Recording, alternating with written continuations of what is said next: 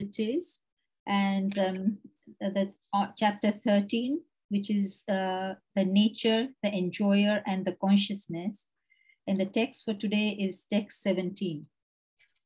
Mataji, thank you for your time. And on behalf of everybody on this group, Mataji, we'd like to offer our humble obeisances. Mataji, we'll hand over to you. Thank you very much. Thank you, Mataji. Om Ajnana Timirandasya Jnananjana Shalakaya Chakshurunmilitam Yena Tasmai Shri Gurave Namaha. Namo Om Vishnu Padaya Krishna Prishtaya Bhutale Srimati Bhaktivedanta Swami Iti Namine. Namaste Saraswati Devi Gauravani Pracharini Nirvisheshi Shunyavadi Pashyayata Deshatarine. Jai Shri Krishna Chaitanya Prabhu Nityananda Shri Advaita Gadadhara Shivasadi Gaura Bhaktavrinda. Hare Krishna Krishna Krishna Hare Hare. Hare Rama, Rama Rama, Hare Hare. Thank you, dear devotees, for participating in today's call. And thank you, Mataji, for giving me this opportunity to speak. This Thursday, I will be traveling, and hence I requested Mataji. But yeah, so thank you, Mataji, for accommodating my schedule. And first of all, I would like to go down to the lotus feet of all the Vaishnavas who are here assembled on the call today, so that with your blessings, I may be able to speak the relevant words of Srila Prabhupada. Hare Krishna. All right, so let's get started. So I would like to go over the set of previous verses just to get that flow, and then we can get to the 17th verse for today. So that's the plan. So we will go from text 14.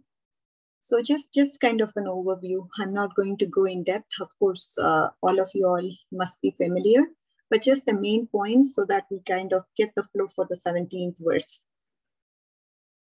Sarvata pani padam tat sarvatokshi shiromukam sarvataka shrutimaloke sarvam avritya tishtati. Sarvam avritya. That means the absolute truth is pervading everywhere. And sarvataha pani padam. That means everywhere are his hands and legs. Sarvatoki shiromukam. Everywhere are his eyes, head, and face. Sarvataha shrutima loke. And everywhere are his ears.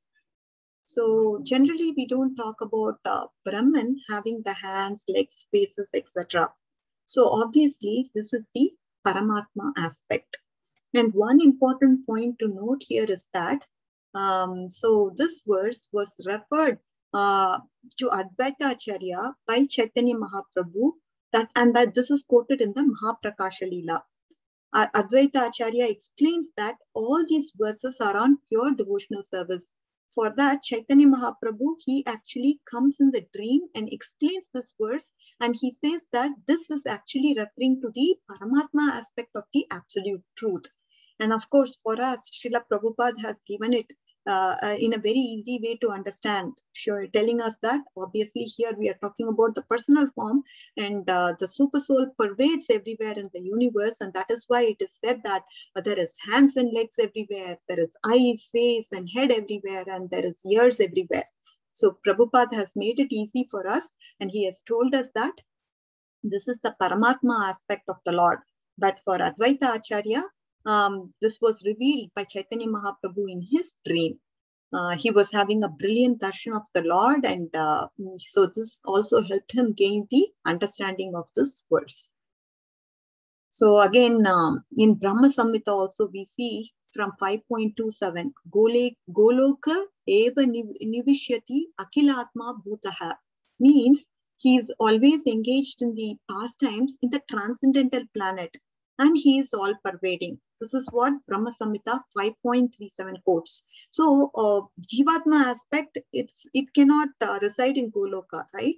All the Jivatmas, we all can't reside in Goloka. So this particular aspect, it is actually referring to the indwelling super soul which is there in everybody's heart. And he resides in Goloka Vrindavana. So it is not talking about the Jiva aspect, it is talking about the Paramatma aspect. And that is what Srila Prabhupada says in the purport as another understanding of this verse. And he quotes that from Brahma Samhita. So this is about 3.14. And now we are going to go into the, again, Srila Prabhupada, I just want to bring up another point. So those who, so he's also saying that Bhagavad Gita, this particular verse asserts that Lord has his hands, mouth, legs everywhere, and in each and every nook and corner of the creation. That means the expansions of different parts and parcels called the jivas are living entities. They are actually assisting the Lord, and all of them are meant for rendering particular service to the Lord. So this is what it means. And we are all part and parcels of the Lord. And what is our purpose? Our purpose is to do service to the Lord, act as assisting hands for the Lord, act as instruments for the Lord in fulfilling the purpose for this creation. The purpose for this creation is to reclaim the conditioned souls and have these conditioned souls establish a transcendental relationship with the Lord so that we can eternally serve the Lord. And so that purpose needs to be served, and we all have to be used as instruments in serving the Lord. And Lord is present in each and every nook and corner of this creation. And us as living souls or living entities, we are meant for serving the Lord. So this is what is being clarified in the purport. And now we will go to the that is 13.15. Sarvendriya guna bhasham sarvendriya vivarjitam ashaktam sarva brikchaiva nirgunam guna broktrcha. So sarvendriya guna bhasham. So that means that is the absolute truth, the Supreme Lord. He is the source of all gunas. He is the source of all senses, and he is the source of all qualities. Sarvendriya vivarjitam.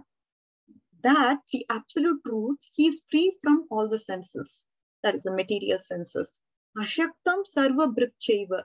The absolute truth is detached from everything, but at the same time, he is maintainer of everyone, sarva brik.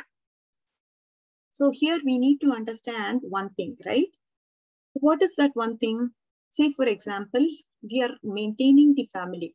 Say in the family, maybe we have, my husband is the maintainer, and even I contribute to the part of maintenance of everybody. But with me, I may be attached to the family because I am maintaining them. Because I'm maintaining them, I feel a sense of, I feel a sense of responsibility that I have to maintain my kids. I have to maintain my family. I have to maintain the mortgage for the house. So because of it, I actually develop attachment in that process. Of course, the attachment should be there only for Krishna, and our vision and consciousness should be tuned in such a way that we are attached to Krishna and we are affectionate towards our family members. That must be the mood. But if we are a conditioned soul, again, we are all striving to get to that platform. But here, I just wanted to cite the contrast. The contrast is that even though the Supreme Lord, we all think we are the maintainer, but the ultimate maintainer is the Supreme Lord. And the Supreme Lord, he is the maintainer of everyone and everybody, but still he is detached. That is the main point. If somebody is maintaining, there is always a chance for them to get attached because they are maintaining. But here, the Lord is detached. And again, he is the source of all senses. He is the source of all senses, but still he is free from the material senses. That is another contradiction, right? And then the last one, nirgunam guna broktircha. That is the absolute truth. He is not affected by the modes. Okay? And he is transcendental to all the modes.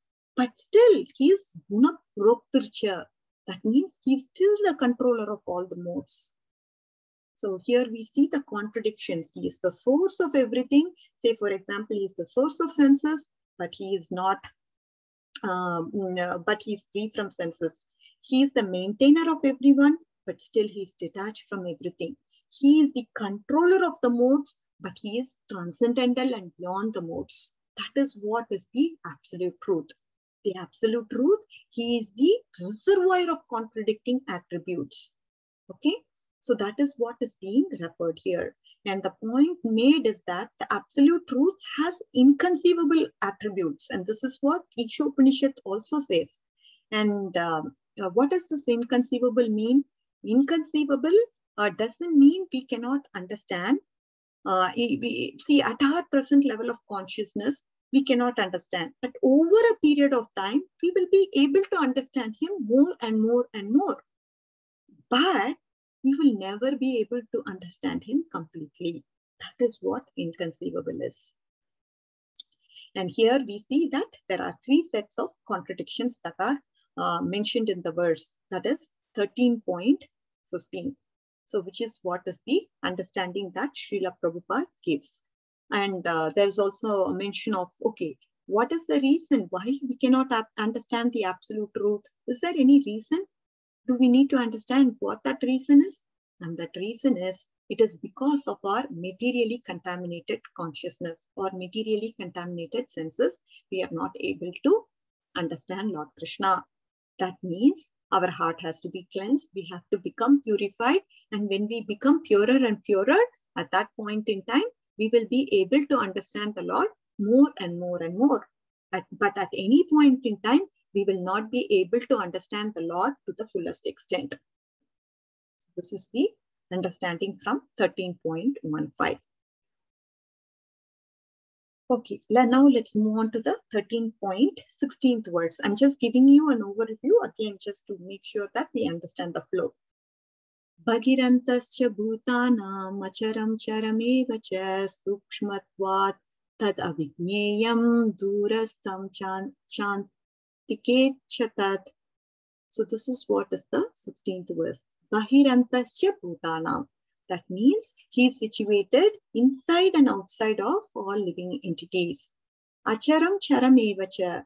So that is living and non-moving. That is moving. Charam and acharam, moving and non-moving entities. And sukshmatvat tada avijneyam. Sukshmatvat means he is very, very subtle. And therefore it is avijneyam. We cannot know him. We cannot know properly. So because it's very, very subtle, that's the reason we cannot know him properly. And then he says, he is far away, but he is also close by. Durastam, he is far away. So now we need to understand this verse just so that we are able to say what, we are able to perceive what Srila Prabhupada is trying to make us understand to these verse. So Durastam, so he is far away, but he is also close by. So for non-devotees, he is far away. But for devotees, he is close. That is one understanding. And now we will try to understand this further and meaning, see, this verse is very important for us to understand what actually Krishna is trying to say through this verse, and what should we do to take it from a lessons learned perspective. What are some application points? So that way we will go about through this verse. Okay, now Bhagavad Gita says that Krishna is situated far away and yet he is simultaneously close to us. And this seems like a contradiction, or you can see it's inconceivable attributes of Krishna, and that is the reason why it's said like this. So now there is also another understanding. We look at it from a different perspective. It can also refer to our changing, conflicting feelings while we are trying to approach Lord Krishna. Say, for example, during our one understanding is non-devotees. For non-devotees, Krishna is far away. For devotees, Krishna is close. Another understanding is that, say, for example, during our spiritual practice, like praying, chanting, meditation, we may sometimes sense that Krishna is present distinctly. He's present tangibly, and he's very close to us. Sometimes we feel like that. More often, when we go through these spiritual practices, sensing Krishna's presence in this way, we feel really good. Yes, this is really nice. But on the contrary, we also sometimes feel that Krishna's presence is not felt. We may have that feeling, oh, he's kind of weak. There is some weak feeling of Krishna, but I'm not able to, or I'm not even able to feel the presence of Krishna. This may even dishearten, and it may even trigger some thoughts about continuing our spiritual practice because we are not able to have that connection with Lord Krishna. at that time, Srila Prabhupada, what is he advising us? He's advising us to actually bring about, he wants us to be spiritually encouraged. And for that, he's asking us to contemplate on 15.15, which is Sarvasya Chaham Kritisanni Vishto Matta Smritir Jnanam Apohanam Cha Vedaishya Sarver Ahameva Vedyo Vedanta Krit Veda Videva Chaham. So he's saying Krishna is there. Krishna's proximity is there. His indwelling presence is felt through the super soul. He's personally and constantly loving us through the hearts. Nobody can be closer to us than the super soul. The super soul is the one which is very, very close to us. We may think our husband is close to us, our family members are close to us, but none of us is so close to us as the super soul. So this is what, so whenever we are having some negative emotions, negative feelings, we always should think about what are all some spiritual quotes that we can go back and reform our conviction to Lord Krishna, and we feel spiritually encouraged. Or, by hearing some lectures, we can spiritually be surcharged. So these are the ways we have to get back with our negative emotions. Sometimes we may be positively feeling Krishna's presence at all points in time whenever we are doing some devotional activity. So that is when we actually feel the closeness to Krishna. That is when we feel Krishna is close to us.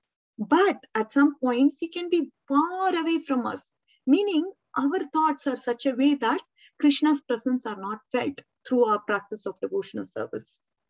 Okay, this can be due to multiple reasons. A mind wanders due to various reasons.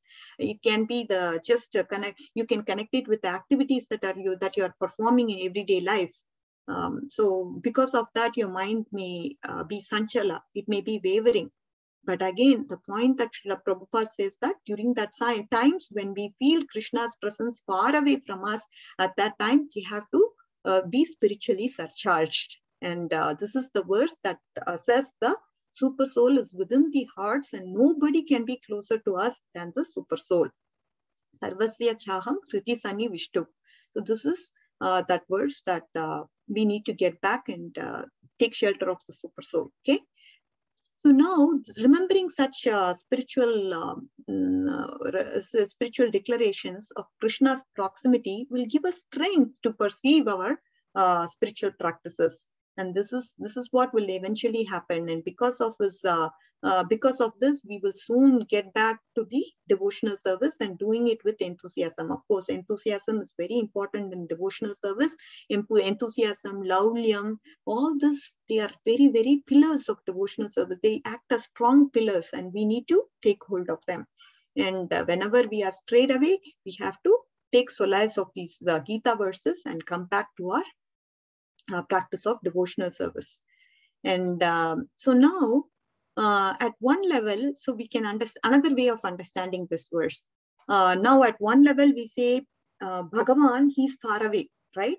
And Paramatma is close to us because super soul is there in our hearts, but the Bhagavan aspect of the Lord, that is the personal form of the Lord, Krishna as a cowherd boy, he is there in Goloka Vrindavana. So that is why he is far away from us. And another way of, this is another way of understanding this. We can also still understand it as super soul is inside, and whereas the other forms of Kshirodakshaya Vishnu, the other expansions, Mahavishnu, Garbhodakshaya Vishnu, they are all outside us. Kshirodakshaya Vishnu, as a super soul, he's inside us, and the other forms of Vishnu are outside us. Mahavishnu, Garbhodakshaya Vishnu. So this is another way of understanding the another way of perceiving the same verse. So we saw multiple things here. So just I wanted to summarize this. So he is situated inside and outside of all living beings. Inside meaning Kshirodakshaya Vishnu as a super soul is inside us. Outside of all living beings meaning we have the other forms of Vishnu, that is Mahavishnu and Garbhodakshaya Vishnu, that is outside of living beings. And then we also saw how Krishna can be close to us sometimes and how Krishna can be far away from us. But at the end of the day, we have to eventually try to come back to these Gita verses, which reveal the fact that super soul is very close to us, and we should take shelter of the super soul, and then get surcharged in the process of devotional service. And then we also saw the point that Bhagavan aspect of the Lord is far away, but then the Paramatma aspect is close to us.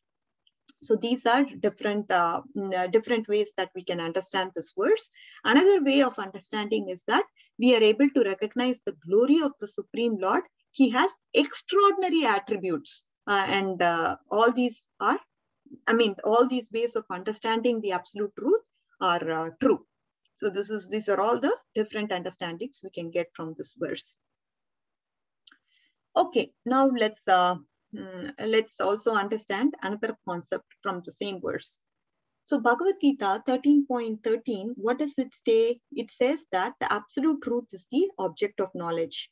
But in this verse 13.16, we see that the absolute truth is unknowable. He is the object of knowledge, right? So this actually puts us into a question. What is the point of trying to know the unknowable? Why should I even know him? Because he is unknowable. So the point is that we cannot fully know the absolute truth, but we have to expand our capacity to know him, thereby increasing the attraction for the absolute truth. So this Gita wisdom is actually explaining that the absolute truth is non-different from Lord Krishna. He's the supreme reality. And so this is the person whom we have to take shelter of. And he is the object to be known. And again, we cannot know him to the fullest extent, but we have to try our best to know and understand him. To whatever capacity, each one can be at a different level of consciousness. From that perspective, we should be able to understand him to that much extent. So our approach is to put in our efforts to keep on understanding him. Now one may have this question, why should I understand him? What is the reason? Why am I hearing Bhagavad Gita? Or what is the point of learning Bhagavatam, Chaitanya Charitamrita and all that? So the more we understand about the object of knowledge, more we understand about the absolute truth or the Bhagavan aspect, the more we will strengthen our relationship, right? The Sambandha Gyan is very important for us. We have to have a strong Sambandha Gyan. See, if I'm loving somebody, if I don't know much about him, then how will I be able to express my love? My love is expressed by following his instructions, and the instructions are coming directly from Gita. So this way I'm able to express my love to that person. If I don't know what that person is and who that person is and what are the instructions that person wants me to fulfill so that I can go back to him, then if I don't know this information, then how will I be able to exchange and show my love to that person? It's not going to happen. So it is and even when you look at it from that perspective, when you start fulfilling the instructions of the Supreme Lord, and when we start acting in the way the Lord wants us to act, that time our chanting will also be better. Of course, our main focus is that these devotional services are done in a right mood. And everything has a connection. The more you learn from Gita and more you start applying Gita or Bhagavatam, then the more effect it has on chanting as well, right? We will be able to focus on the Lord. We will be able to give our attention to the Lord because you love that person so much, right? So this is all having a direct correlation. And this is why we do what we do. So to know Krishna, we naturally need to think about him. Though he is too great to be grasped by human thought, still thinking about him expands our capacity to think about the higher truth. There is also an analogy here. Just like a person who is lifting muscles, he expands. By lifting weights, we are actually expanding our muscles. So like that, while thinking about Krishna, we need to let scriptures and sages guide our thinking. And through this process, we can know more about Krishna.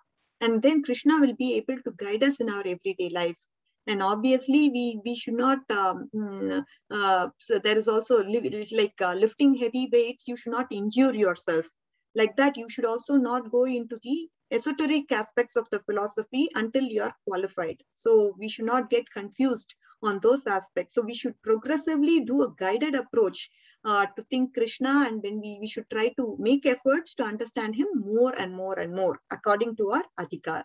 slowly and steadily we'll make progress in understanding Krishna. And once we understand him, then we will be able to relish the nectar of chanting and all the process of devotional service. We'll be able to relish it. So this is what is the understanding. So even though he is not fully conceivable, yet we should try to expand our thoughts and vision to start thinking about Krishna and understand him. And this has to be done in a guided approach and not in a whimsical way. So which is the understanding from the 16th verse. And now we are actually coming to the today's verse. Okay, let's understand today's verse. Avibhaktam cha bhuteshu vibhaktam iva cha sthitam bhutha britir cha tatnyeyam grashishnu prabhavishnu cha. Avibhaktam cha bhuteshu. Avibhaktam. What is avibhaktam means? Avibhaktam means undivided. So the super soul, what it looks like, the super soul appears to be divided among human beings. But he's not divided at all. He is situated. The translation says that he is situated as one. Although he is the maintainer of every living entity, it is to be understood that he devours and develops all. Very nice verse. Avi Bhaktam. That means undivided. Vibhaktam iva chastitam. Although he is undivided, he is acting as if he is divided. That is what it looks like. It looks like as if a super soul is there in everybody's heart. So for a person who doesn't know about the super soul, he would think as if it's divided to each and every person. This one super soul is divided and seen in multiple persons. But that's not the understanding. Srila Prabhupada will clarify that in the purport. So vibhaktam iva chastitam. Although he is undivided, he is acting as if he is divided. Bhutha bhratir cha tadnyeyam. He is the maintainer of all living beings. Tadnyeyam means he is the knower. Krashishnu prabhavishnu cha. Krashishnu means he is the devourer and he is also the developer of all the things. So now let's understand this verse line by line. Avibhaktam cha bhuteshu. The super soul in different hearts, they appear different. But it is said that Srila Prabhupada clarifies in the purport that no, actually he is one. So he gives the example of the sun.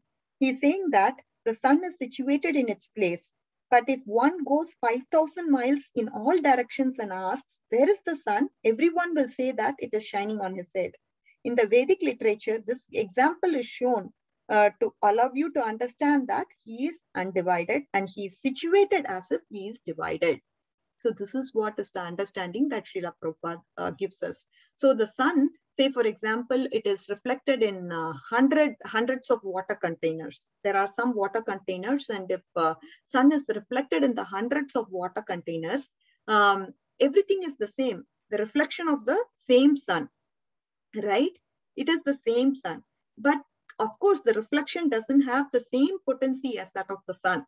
That we understand. But then the pods, all of them, they have the same reflection. And the sun is only one.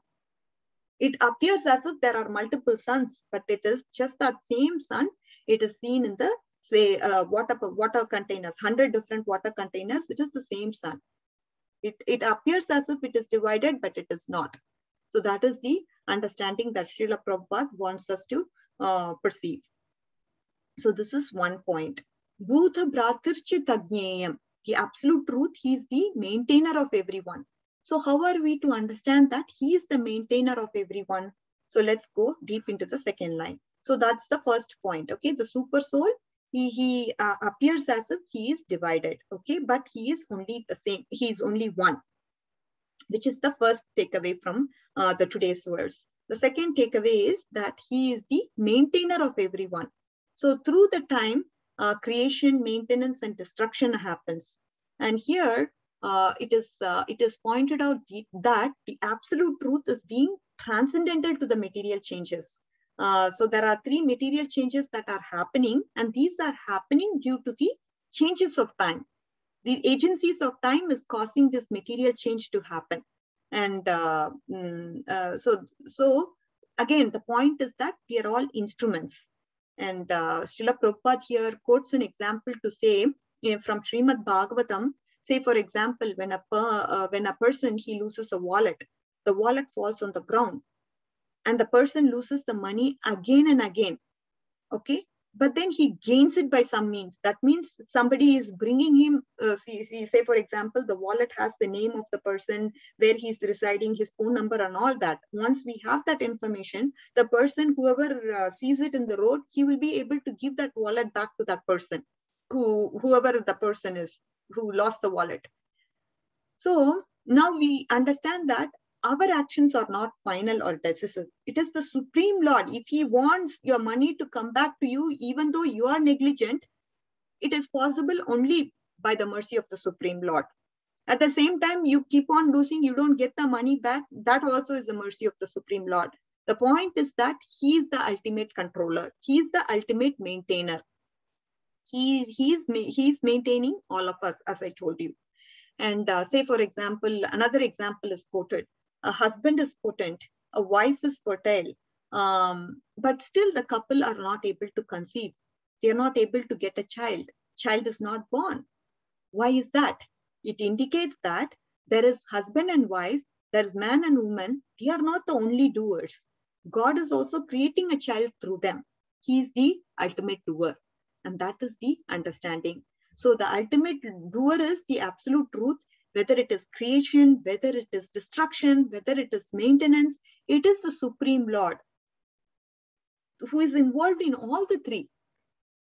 Okay, he is involved in all of these three things in the material world. That is creation. Yes, he is involved in the creation process. The second canto, third canto of Bhagavatam very much explains the process of creation and how creation happens. He is the creator.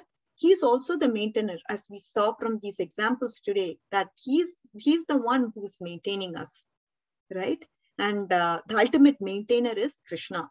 The ultimate maintainer. Of course, it may seem as if we are all doing the activity because of which we are getting what we are getting. But then the ultimate maintainer is eventually Krishna. It is Krishna who sanctions things to happen in such a way that we are being maintained and ultimately taken care of. And we are not the only doers. We understand we are just 1/5 or we are just one of the doers, but we are not the only doer. Krishna, he is the ultimate doer, right? We are, so there is also in Bhagavad Gita, 5th chapter or the 5th chapter, you would have seen that our desires, we are just responsible for our desires. Because of our desires, the material nature, depending on our karma, it makes it happen or not happen. If we have certain karma for a particular action to be performed, the material nature makes it happen, and Lord is the one who ultimately sanctions for that particular action to happen. And all we do is just desire, right? So this is the understanding from the 5th chapter of Bhagavad Gita. So we need to make sure that ultimately understand that the ultimate doer is, whether be it creation, maintenance, or destruction, that the Supreme Lord is the ultimate doer. And remembering him at every point, every instance is very important. So first point we saw was with regards to the super soul appearing as if divided, but it's not. And we saw an example of the sun, which is reflected on the water pots at 100 different water pots. It's the same sun, that is that's just one sun, but it's reflected in 100 different pots. And likewise, the super soul, there is super soul, it's not divided. It's there in my heart. It is there in Deepika Mataji's heart. It is there in Kritika Mataji's heart. Like that, it is the same super soul. It is not divided. That is the first understanding. And the second understanding from the verse is that we saw the absolute truth. He is the maintainer of everyone. And the examples that I quoted are from Srimad Bhagavatam. Okay. And the next point that we are going to talk about is he devours and develops all. Grashishnu Prabha Vishnucha. So what is this? What does it mean he devours all and develops all? So here, Srila Prabhupada is saying that This was confirmed in the 11th chapter when the Lord said that he had come to devour all the warriors assembled at Kurukshetra. He also mentioned that this form of time he devours also. He is the annihilator and the killer of all. When there is creation, he develops all from their original state, and at the time of annihilation, he devours them. So this is what is confirmed in the Vedic hymns also. So we understand from the 11th chapter that Krishna says that he devours all at the battle of Kurukshetra, and all Arjuna, they're already killed by him, and all he has to do is just act as an instrument in fulfilling the orders of Krishna. So again, from Srimad Bhagavatam, there is a relevant example that can be quoted to understand the situation. We see that Parikshit Maharaj, he gets cursed. And Parikshit Maharaj saw that this is Lord Krishna who has come in the form of curse. And he has given me the opportunity to take shelter of Harikatha, right? Srimad Bhagavatam is Harikatha, and he took shelter of Srimad Bhagavatam because of that curse. And the meaning that we are trying to understand, that he saw the death in the form of absolute truth. That is what devours death. So the absolute truth is also, the Parikshit Maharaj saw that death in the form of absolute truth. So this is what is the understanding. As Parikshit Maharaj understood that the curse he got is by Lord's arrangement, and he came, and Harikatha came into his life because of that curse. So again, it is a blessing. This is what a devotee's perspective is. He doesn't fear of death, and he sees God even in death. So this is what a pure devotee does. Whether I'm here or if I'm living in this world, I serve the Lord with the material body and material senses. Of course, it has its limitations. Whatever limitations we have through our material body, we try to make the best use of the bad bargain. If the devotee perfects his life, then he goes back to the abode of the Lord, and he serves the Lord in the spiritual abode as well. So that is why the pure devotee of the Lord never fears death also. So this is these are all some important points from the purport, and I just correlated it with the Srimad Bhagavatam examples just to make sure that the point is taken. And then now there are some things that we need to understand, just getting into the nuances of the purport, getting deeper into the purport, we need to understand certain things. So we know Krishna and Vishnu are different, or they can be the same. It depends upon what context we are talking about. Say, for example, in terms of rasa, of course, they are different. In terms of tattva, they are same in terms of tattva. They are the same persons. So these people, the Shiva and Vishnu and Krishna, they have different moods. They are worshipped different. In terms of rasa, obviously they are different, and they have different moods, and they are different personalities. So in that sense, there is a difference, and we can understand the difference between Krishna and Vishnu. So it's kind of easy. But here we say the super souls are all the same. It is not that a super soul in your heart and my heart are different. It is the same super soul who is there. Like, just wanted to contradict to this point to say that Vishnu and Shiva, they are different in personalities, but between the manifestations of Shirodaksha Vishnu, who is the super soul in everybody's heart, there is actually no difference.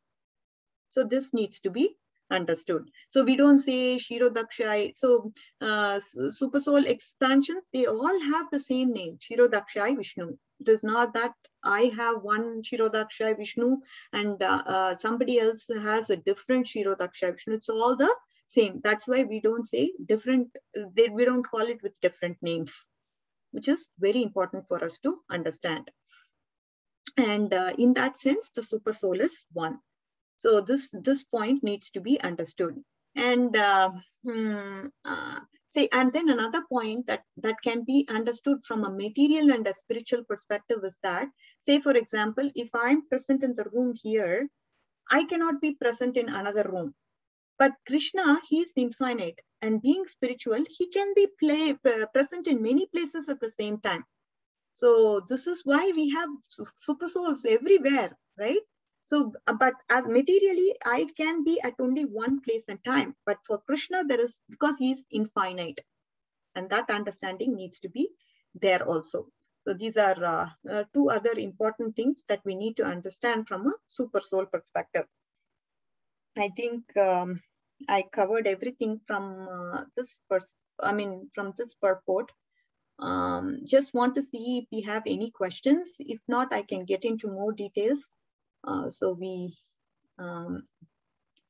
However it works, I'm just fine either ways. If you want, we can have questions, or I can just delve deeper into the topic and cite some important things.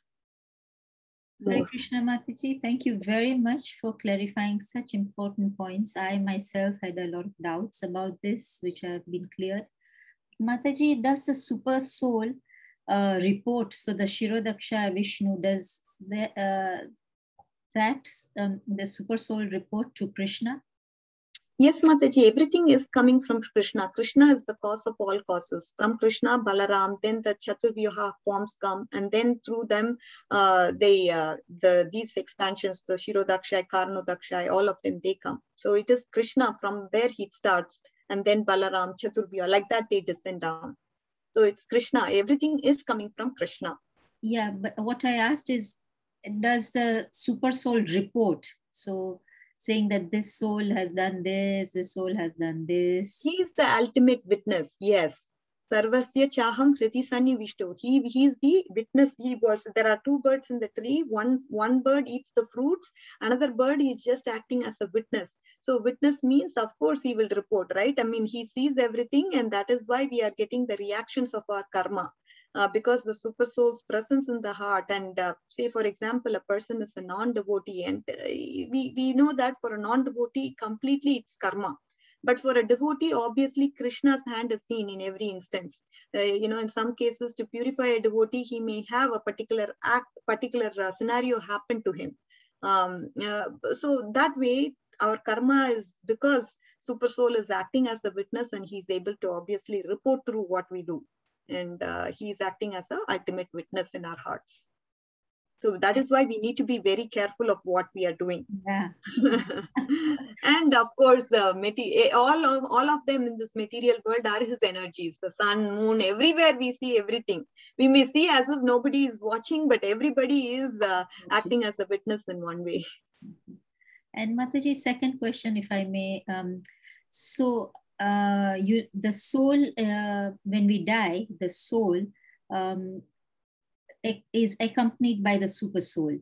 So, for example, I know you said that all the super souls are the same.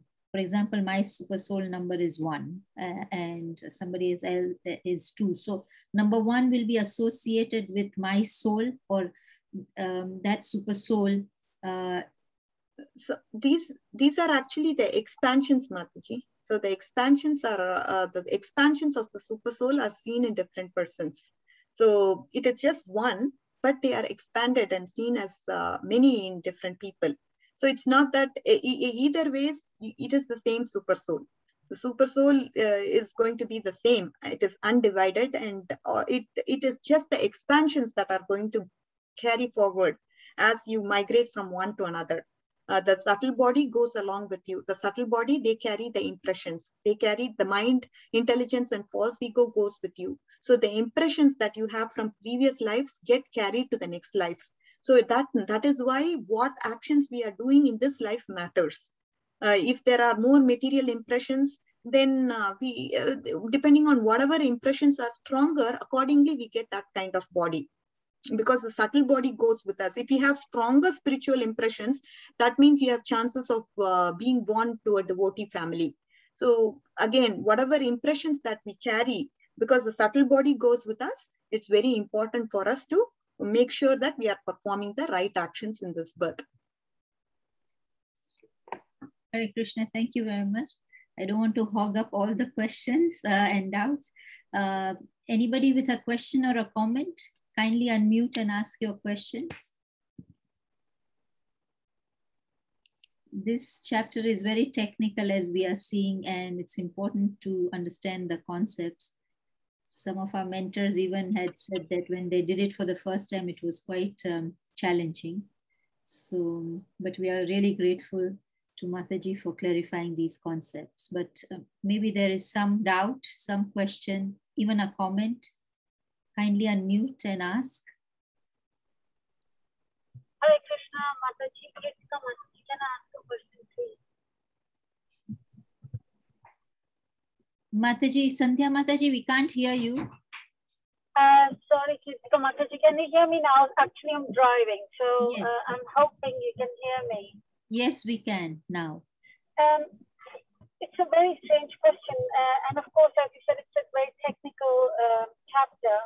I don't know whether this makes any sense or not, because I mean, I know that when we die, our soul will remember some very important things like spirituality, etc. Like Prabhuji had mentioned in the previous class. But what I want to know is, say, arrogance and ego.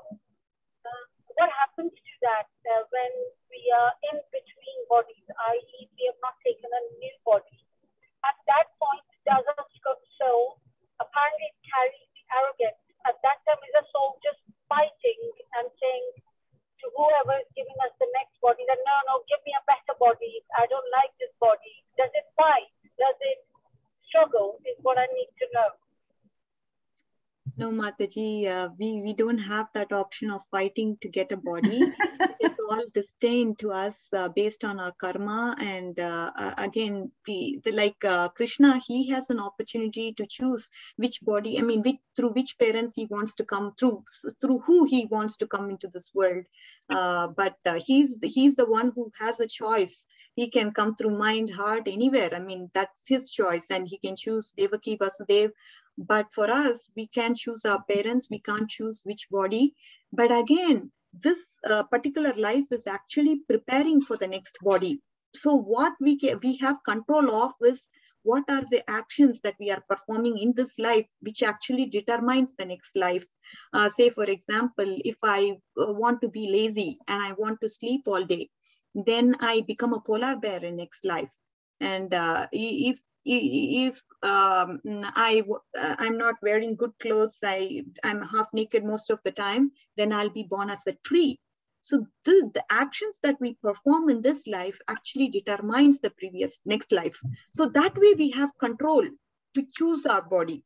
We are all chanting the holy names of the Lord, which means, most probability we'll be given a human body to continue the process of devotional service from where we left. But at the same time, if we are committing some big Vaishnava aparatha, it is very big offense. Then we fall down from the path of bhakti. We may even forget Lord if the aparatha is so bad. So again, there are so many nuances to this whole thing, and we need to always take shelter of the holy name of the Lord and make sure not to commit any offenses to the Vaishnavas. And if we follow through that principle, we are safe in the hands of the Lord, and that way we'll be we are all trying to perfect, but if we don't perfect also, no problem, we will continue from wherever we left off. Mataji, will we see Lord Krishna when our soul leaves the body? Do we see him? No, Mataji, I don't. So the darshan of the Lord is it will happen only when we perfect it. But in the womb, so we know our relationship with the Lord and everything. But at one point, when we come to this material world, we forget everything, the relationship that we had with the Lord. And that is why we cry, it is being said. So the darshan of the Lord will be got only when we perfect our lives. Till then, we will not be able to get the darshan of the Lord. And the thing is, we need to have a vision that is anointed with love. Without that, what is the use? Even if we see, we will not be able to understand its glory. So right now, the deity is not different from the Lord. But are we having the same feelings like that? We are seeing the Lord really right now. I mean, the deities, we look at it, we see Radha and Krishna. What should happen to us? We are actually seeing the absolute form of the Lord. It is actually real. But to us, we don't feel as if it is real. The holy name is not different from the Lord. It is absolutely non-different. But are we feeling it? not yet. So that is where we need to anoint it with love, more and more love, and then we will see the presence of Krishna everywhere. We'll be able. That is how the pure devotee's vision is. He sees Lord everywhere. He sees Krishna and Krishna's energy working everywhere. He is able to perceive that, and we also have to come to that realization. And that realization will happen when we become purer and purer. That is the understanding. Thank you very much. Hare Krishna. Thank you, Mataji. Beautiful questions. Hare Krishna, any more question or comment? Okay, I think, Mataji, there are no question or comments. I'll hand over to Path Prabhuji, who will close the session. Hare Krishna, Path Prabhuji. Bhagavad Gita ki jai. Hare Krishna. Hare Krishna, Mataji. Thank you very much, Mataji, for your overview of the text number 14, 15, 16, and also the concluding chapter, the 17 also, where this brief example of the every tasks, how we can understand. This is the knowledge part. How can we can understand, like you are telling, this contradictory. One thing is Krishna is here near and she is far. It is not actually meaning of a contradictory. It is achintya bheda bheda tattva. We have no such knowledge. We can understand the power and potency of the glories of the Krishna. It is like this way, and Swarupa Goswami and all the Acharyas also describe that in the achintya bheda bheda, because we cannot understand Krishna. That is the ultimate, the source of the vast senses, our limited source of sense. Because I have eyes, I can see, but our sight capacity is limited. I cannot see beyond the wall, but Krishna is see everything. Even he's in the room also, or he's something else, but he knows everything. Everybody, not only human being, all the universe. Because Bahirantasya Bhutanam, it means he is inside, at the same time also outside, and also everybody's heart, but he's not divided. We think, oh, my father is in the office, it means he's not at home.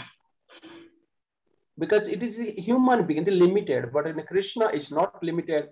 He is the same time in the office, the same time at home. We can know in Dwarka Leela, when Krishna entered into the king, palace, he divided himself into 16,180 Krishna himself to explain himself. And he is doing all the pastime with all the queens in the same time. That was Narada Muni also seen, everything seen, we know that one. And when he come at the next day, when he come to the go to the Sudharma Sabha, his kingdom, his palace, his royal work, he combined in one. So that is Krishna. So that is like we cannot understand. As our senses are limited, we cannot, in the limited senses, in limited sources, we cannot understand the unlimited potential of Krishna. That is my understanding. And also, nice you are seeing giving the example of like a Abhivaktam Bhutesu, how he is undivided, like giving the pots, 100 of water pots. We can see all the sun reflected there, but still there is a one sun. Also, Krishna is like here it is Prabhupada also giving, it is be understood that he is divorced and the develops all. It is also very interesting point we can understand. If we have no capacity to divorce or like it develops, like you are giving the example, if there are parents, they cannot have also the capacity to give a birth a child till there is no sanction of a Krishna's mercy. Although you have all the potential, but there is a Krishna's mercy is there.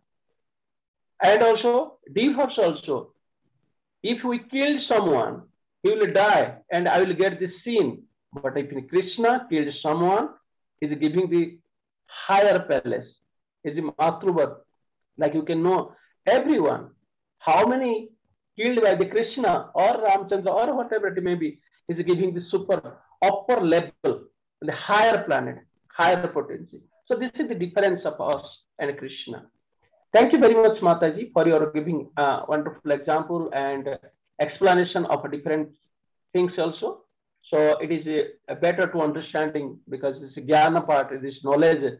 So slowly you can understand. Thank you for your endeavor and your expertise you are giving here, Mataji. Thanks a lot for you. Hare Thank you, Krishna. Prabhuji, for the beautiful summary. I'm also a big fan of your summary. I think you covered very nice points. I love the point that you made on about Srimad Bhagavatam, how Krishna is expanding himself. That's a very nice quote from Srimad Bhagavatam that helps us understand this purport in a very nice, relevant way. So beautiful example. And I don't know, you don't make notes or anything, but it's all there in your memory and Smriti Jnanam. So Like that, thank you. Mataji. Thank you, Hare Prabhuji. Krishna. Thank you. It was Thanks a beautiful. lot for Hare your time Krishna. and give us your precious time and also your lecture. I request also thanks all the devotees who joined here. So I request all the devotees, please unmute yourself and chant Hare Krishna mantra for glorification of our grace, Radhika Kasturi Mataji. Please join. Hare Hare Krishna, Hare Krishna, Krishna Krishna, Hare Hare, Hare Rama, Hare Rama, Rama Rama, Hare Hare. Vancha Kalpataruvyasya eva Sharanam Pavanebhyo Vaishnavebhyo Namo Namaha. Srila Prabhupada Prabhupada ki ki jai. jai. All glories to the assembled. Glories to the Hare assembled devotees. Thank you. Hare Krishna. Hare Bol. Hare Krishna. Hare Krishna. Hare Krishna.